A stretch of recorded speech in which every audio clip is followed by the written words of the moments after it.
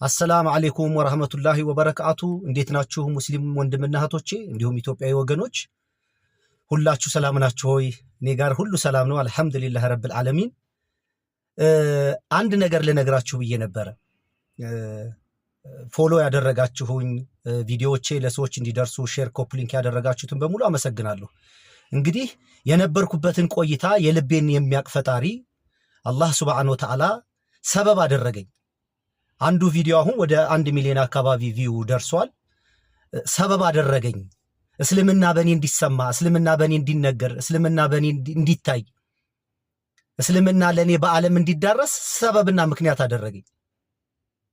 በጣም ነው ፈጣሪን ማመሰግነው። ይሄ የውጫችንን አይደለም አላህ የሚመለከተው የልብን ነው።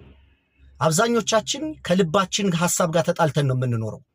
እኔ ደግሞ ረጅም ዓመት ረጅም ጊዜ ፍጹም በሆነ ቅንነትና ተቆርቋሪነት ሳልፈራ ሳልደነግጥ እንዲሆናለሁ እንዲያሆናለሁ ብዬ ሳልሳሳ ለራሴ ለክብሬ ለምን ሳልሳሳ እውነትን ፍለጋ ሕያው ምስክር ናችሁ። በዚህ በማህበራዊ ሚዲያ ያላችሁና ተግቼ ነበር የሰራሁት። ጥያቄ ጠይቃለሁ፣ ገስጻለሁ፣ ቆጣለሁ።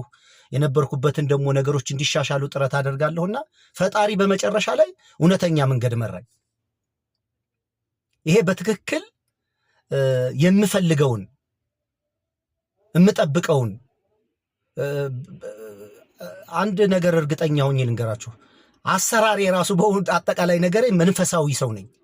መንፈሳዊነትን በጣም ነው የምፈልገውና ያንን በትክክል ላመልከው፣ ልገዛለት፣ ልሰግድለት፣ ፍላጎቴን ልጠይቀው፣ ያዘዘኝን ነገር ላደርግለት የምችል ሪል የሆነ ነገር ነበር የምፈልግ የነበረው። ያንን አሁን አገኘሁኝ። ስለዚህ ሁላችሁም አንድ ነገር ስትሰሙ በቅንነት አድርጉት። በምታምኑበት ነገር ደግሞ ጸንታችሁ ቁሙ። እኔ ለምን እንዲት ይሆናላችሁ ለምን እንዴት ሆናላችሁ ብዬ አልከስም። አሁን እናንተን አልኮንንም።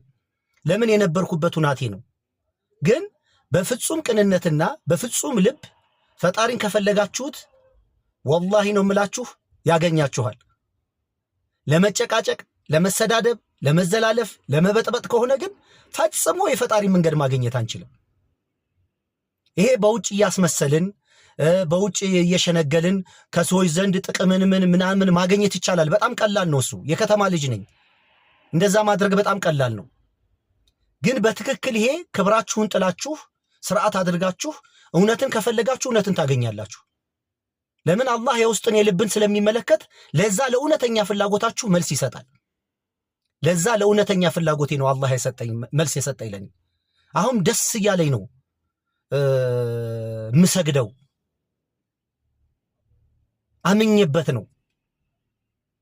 ላመንኩበት ነገር ደግሞ መኖር በቃ ደስ ይለኛል። እኔ ምንም እየተባልኩ በዛ ነገር ላይ መኖር ደስ ይለኛልና እኔ የነበርኩበት ነው። አላህ ብርሃን ይሁናችሁ። አላህ መንገድ ይምራችሁ። ግን በትክክለኛ በቅንነት ጠይቁ፣ ለምኑ፣ ፈልጉ፣ ሻቱ። ያንን ታገኛላችሁ።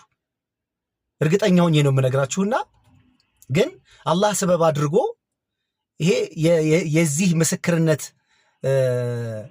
ስላደረገኝ በጣም ነው ፈጣሪን ማመሰግነው። ካሳ ክሶኛል፣ እንደ አዲስ ወልዶኛል፣ እንደ አዲስ ፈጥሮኛል። እና ስለዚህ አልহামዱሊላህ ረብል ዓለሚን ሁላችሁንም አመሰግናለሁኝ። አሁንም ይሄ ነገር ለብዙ ሰው እንዲደርስ ኮፒ ሊንክ ሼር ዲዩት አድርጉት። ይሄ ዓለም ይስማ። ይሄ እውነተኛ ፈጣሪ አምላክ አላህ ብቻ እንደሆነ ዓለም መስማት አለበት። ይሄ ሰው እውነተኛውን ፈጣሪ እውነተኛውን አምላኩን እውነተኛ ጌታውን ማምለክ፣ መስገድ፣ መኖር፣ መገዛት ከፈለገ አላህ መርህ አስቀምጧል። ቁርአን የሚባል መርህ አለ እና ይሄንን በንጹህ ልቤ አምኜ ተቀብያለሁ።